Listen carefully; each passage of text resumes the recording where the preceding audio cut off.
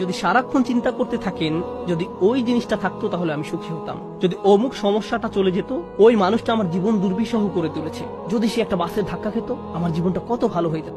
প্রতিবার বাস দেখলেই আমি এই দোয়া করি। আমরা সব সময় নিজেদেরকে একথা বলে বুঝাই যদি অমুক মানুষটি বা অমুক সমস্যাটি জীবন থেকে চলে যেত তাহলে জীবন কত সুন্দর হয়ে যেত, অথবা যদি অমুক দুঃখটি দূর হয়ে যেত তাহলে সবকিছু পারফেক্ট হয়ে যেত।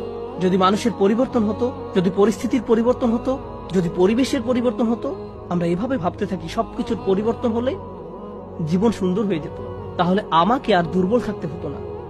আমরা ভোগের উপর ভোগ করতে থাকি আর এতে পুরোপুরি আচ্ছন্ন হয়ে পড়ি। আর আল্লাহ আজ্জা জাল্লা বর্ণনা করছেন, জানো তুমি কত দুর্বল? তুমি একটি মাছির চেয়েও দুর্বল।